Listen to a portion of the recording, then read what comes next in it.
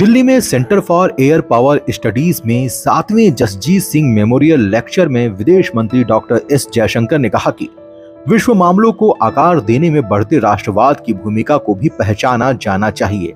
दुनिया के उन हिस्सों में जहां पुराना वैश्वीकरण मंत्र अभी भी प्रचलित है, राष्ट्रवाद एक बुरा शब्द है, लेकिन सच्चाई यह है कि यह कई विकसित समाजों में निराशा को दर्शाता है, जहां खराब भू राजनीतिक और भू आर्थिक विकल्पों के कारण जीवन की गुणवत्ता खराब हो गई है। चाहे आप इसे पसंद करें या ना करें, लेकिन निकट भविष्य में दुनिया में राष्ट्रवादी काफी बढ़ जाएंगे। यह जरूरी है कि भारत वैश्विक घटनाओं का मूल्यांकन करे और हमारे लिए राष्ट्रीय हित में जो अच्छा है उसकी गणना की जाए। ज्यादातर मामलों में जो भारत के लिए अच्छा है वह दुनिया के लिए भी अच्छा होता है।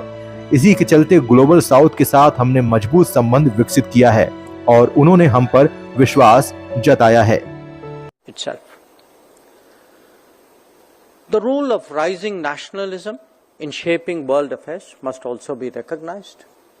In those parts of the world where the old globalization mantra still prevails, nationalism is a bad word.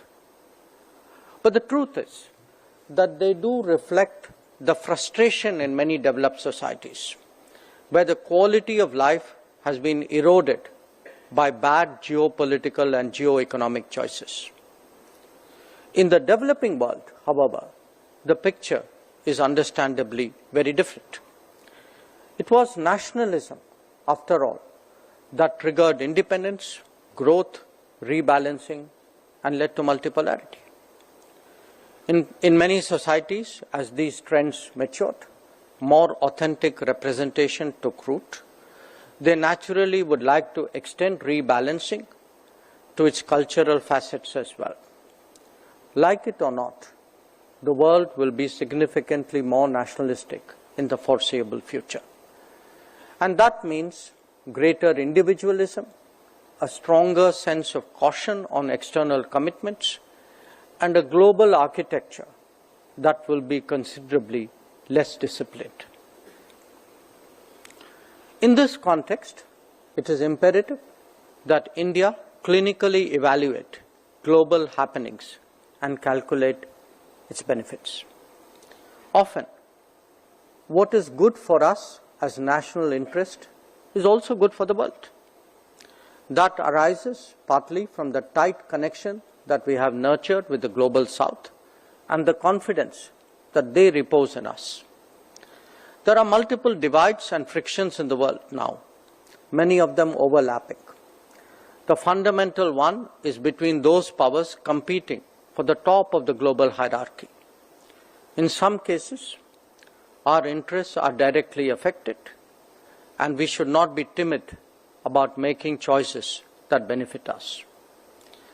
There would be occasions when we may not wish to be drawn in on terms that are set by others. By and large, the optimal approach would be to make our judgment and then seek common ground with similar players. From time to time, situations could arise where we may also have to just play our own hand. A multi-vector foreign policy with national security and CNP growth at its core is obviously the answer for India in these circumstances. The fact is that the fifth largest economy in the world, likely to be the third soon, with the kind of external interests that we have developed and will continue to grow, we cannot shirk responsibilities. In fact, it is very much in our interest that this uncertain world is stabilized to the extent possible by rules, by regimes, and by law. And equally important, we have a say in fashion.